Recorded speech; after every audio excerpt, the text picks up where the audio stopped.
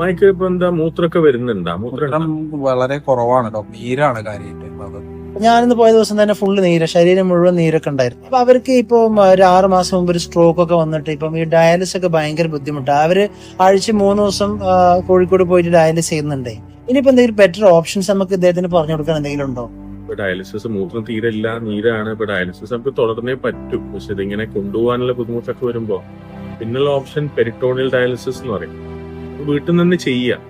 വയറ്റിലൊരു ചെറിയൊരു ട്യൂബൊക്കെ ഇട്ടിട്ട് major surgery ഒന്നല്ല, നമുക്കൊരു ലോക്കൽ അനസ്തീഷ്യയിലോ അല്ലെങ്കിൽ സ്പൈനൽ അനസ്തീഷ്യയിലോ ഒക്കെ കൊടുത്ത് ചെയ്യാൻ പറ്റുന്ന ഒരു സർജറിയാണ്. ഈ ട്യൂബ് വയറ്റിൽ ഇട്ട് വെച്ചാല് പെരിറ്റോണിയൽ ഡയാലിസിസ് ഫ്ലൂയിഡ് എന്ന് പറഞ്ഞിട്ട് ബാഗ് നമുക്ക് വാങ്ങാൻ കിട്ടും. ഫ്ലൂയിഡ് ബാഗ് വാങ്ങിച്ചാൽ നമുക്ക് വീട്ടിൽ നിന്നേ ചെയ്യാൻ പറ്റും. പക്ഷെ ഇത് ശ്രദ്ധിക്കേണ്ട കാര്യം എന്താ വെച്ചാൽ, ഇത് വീട്ടിൽ ചെയ്യുമ്പോൾ നല്ല വൃത്തിയിൽ നമ്മൾ ചെയ്യണം. നല്ലൊരു വൃത്തിയിലെ ടേബിള്, ക്ലീനായി സ്റ്റെറൈൽ ആയിട്ടൊരു ടേബിള് വേണം. ഇത് ഹാൻഡിൽ ചെയ്യുന്ന ഈ ഫ്ലൂയിഡ് ഒക്കെ ഹാൻഡിൽ ചെയ്യുമ്പോൾ അത് വളരെ കെയർഫുൾ ആയിട്ട് ചെയ്യണം.